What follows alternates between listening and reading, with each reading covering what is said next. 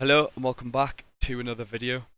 Today's video I'm going to be sharing with you how I managed to actually take advantage of this Euro USD trade as a result of market participant trading action. I'm also going to be sharing with you how price action was actually predictable today for the dollar index and Euro USD. I'm also going to be actually highlighting how the trade itself was a high probability trade, so stay tuned. So, firstly, starting off with our analysis on the dollar index. As you can see, in some of our previous weeks, we actually saw participants trade price into our weekly fair value gap, our significant level of liquidity. And it wasn't until our previous week we actually saw the overall clear intent that market participants, more likely than not, do want to carry on trading prices to the upside. Now, this can be simply shown at how our previous week's candle actually materialized bullish and the overall fashion of our body and candle.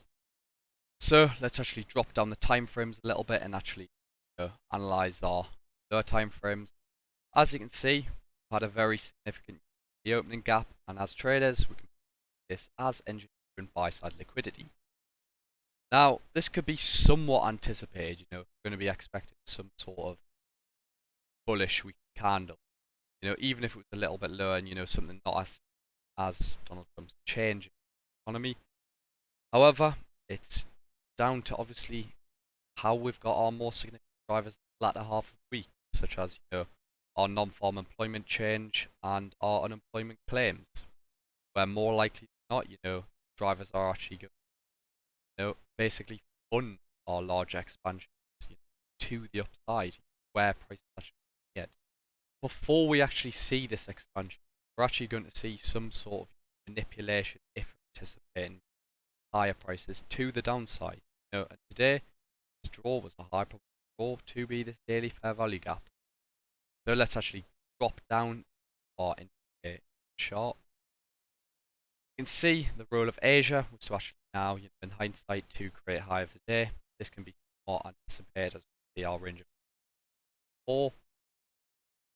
And then short after see our manipulation to the high, trading above some of our buy side and back in our in here. Now from this point onwards, this is where price starts to become a little bit more predictable as we actually start to close London. Now the reason being is we've simply go this low here, and what's the cracks left behind? Our 1 hour fair value gap. So we're probably more likely than not, if we've got some of our significant levels just below our daily gap, then market participants are going to trade lower, off of this imbalance. So I'll wait, see, clear intent, post, wait, and we've tapped in, waited to see some sort of intent, see our inversion here, see carries on, adding up, more likely not, we're going to see. But this is where timing, how you can take advantage of the predictable setup. So 7 now, and as mentioned at 1:30, more likely than not, we are going to see some sort of retracement into a fair value gap or a run for some sort of liquidity. In this case, it's our retracement of our 50 fair value gap here. And obviously, you can see straight after run straight down into our daily fair value gap.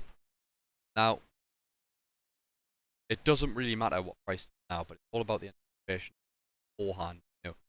Trading actually around, what you actually might expect, adding to, and then obviously waiting until it actually shows itself. So now hopping on to analysis on USD, very similar, basically highlighting the overall execution. You can see yet again Asia was actually manipulation of the to the low. Again in hindsight, rating our day. You can see probability comes into play that participants are more likely to trade prices higher as we actually create this inversion value gap. Now, what was actually significant, which actually added to the predictability of this, is how London actually engineered high instead of delivered.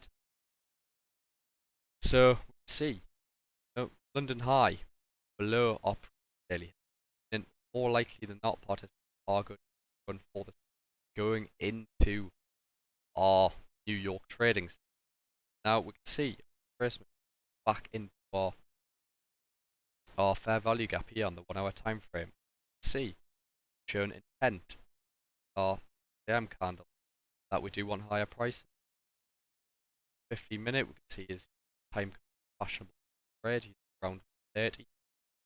We can actually see left behind, but our retracement, our 1 hour fair value gap, set us up nicely with our 50-minute fair value left behind.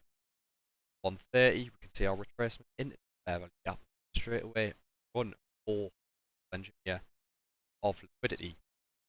Now, let's actually get on to the outlook for that half of the week. As you can see, as of now, in our retracement profile, anything can happen. When our significant use drivers play, we can actually to make for the downside. But as of now, I'm still anticipating participants to trade prices higher, purely down to what's seen historically the last couple of months. Now, weekly bias only changes, once we actually see the retracement into our fair value gap, or either, we actually start to trade down past some of those. And I'll not get into it now, but obviously you can see on our high we can actually see our conversation. Yeah. Engineer, yeah. So this is something that I'll actually be anticipating to eventually get taken later on in the year. So, I'm not going to rule that out, that, we could see some of our new drivers prices go a lot lower. You actually managed to trade below our weekly low. But as of now, and how market participants traded now, I'm still expecting the price to actually take a run or engineered liquidity. So, overall, I hope this video was helpful. I know that I've got some major problems with software that I'm using, making my overall mic sound just extremely rough here. But I'll get that fixed up as soon as possible. Thank you very much if you have made it this far.